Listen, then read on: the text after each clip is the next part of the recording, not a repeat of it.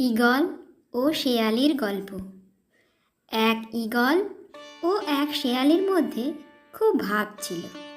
Eagle উঁচু এক গাছের ডালে বাসা তৈরি করে তার ভিতরে থাকে, আর শেয়ালি সেই গাছের নিচে এক গর্তে বাস করে। একদিন শেয়ালি খাবারের সন্ধানে বের হয়েছে। এমন সময় ঈগল খুব ক্ষুধার্ত হয়ে তার বাসায় ঢুকল এবং শেয়ালির একটা বাচ্চাকে খাওয়ার জন্যে নিজের বাসায় নিয়ে গেল। আর নিয়ে যেতে যেতে ভাবল যে সে গাছের খুব উঁচু জায়গায় থাকে, ফলে শেয়ালি তার কোনো ক্ষতি করতে পারবে না। কিছুক্ষণ পরে শেয়ালি বাসায় এসে জানল যে ঈগল তার একটা বাচ্চাকে নিয়ে গেছে।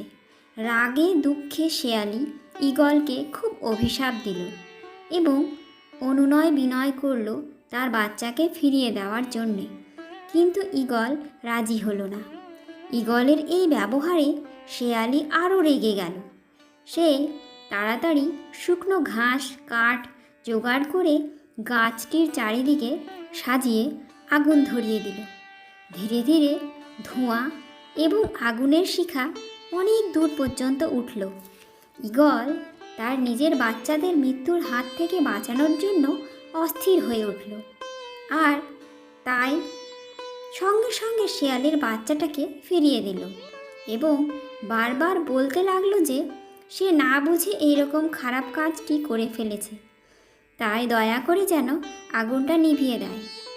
সে আরও শপথ করে বলল যে আর কখনো এমন অসৎ কাজ করবে না। ঈগলের কাতর প্রার্থনা ও বিনয় দেখে শেয়ালির মনে দয়া জাগল। তখন সে তাড়াতাড়ি আগুন নিভিয়ে দিল। নীতিকথা, এই গল্পটি থেকে আমরা শিখলাম যে ছোটদেরকে তুচ্ছ করা উচিত নয়। তুচ্ছ করাটা বোকামি।